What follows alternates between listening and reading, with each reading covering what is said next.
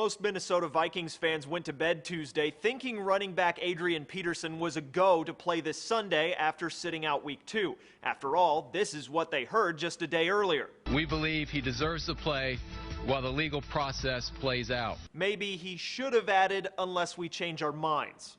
This is breaking news. 1 o'clock this morning, the team released a statement from owners Zygi and Mark Wilf saying they are banning him from all team activities. The Vikings now say they'll place Peterson on the NFL's exempt commissioner's permission list, allowing him to take care of his personal situation until the legal proceedings are resolved. Peterson had turned himself into police in Texas over the weekend after a grand jury returned a charge of negligent injury to a child for the running back allegedly using a switch or tree branch on his 4-year-old son. But when Vikings GM Rick Spielman made that statement saying the team would allow Peterson to return this coming week, the public outcry was, from a PR standpoint, deafening. Another child abuse allegation surfaced. Radisson Hotels and other team and Peterson sponsors pulled their support, and Minnesota Governor Mark Dayton even joined the call to sit Peterson indefinitely. So now it's happened. It begs the question, are the Vikings and the rest of the NFL for that matter making these moves on star players because they truly feel it's the right thing to do,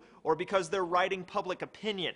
The organizations have been anything but consistent lately. Take, for instance, the Vikings statement Wednesday. We have a strong stance regarding the protection and welfare of children, and we want to be sure we get this right. But that oddly timed statement was released around 1 a.m. And way off to the side, the reminder a new football stadium opens in 2016. More than $500 million in funding coming from that presumably angry taxpayer fan base. Similarly, the NFL originally suspended Baltimore Ravens running back Ray Rice just 2 games per its domestic violence policy for an incident when he pulled his unconscious wife from an Atlantic City hotel elevator in February. When TMZ released video of the punch Rice threw, the Ravens cut Rice, and the NFL suspended him indefinitely. And then there's Carolina Panthers defensive lineman Greg Hardy, who played in Week 1 despite a bench trial conviction of beating his ex-girlfriend in the offseason. The team has since deactivated him amid the coverage of Rice and Peterson's cases. As for Peterson, he tweeted an inspirational quote after the Vikings' decision to place him on the exempt list.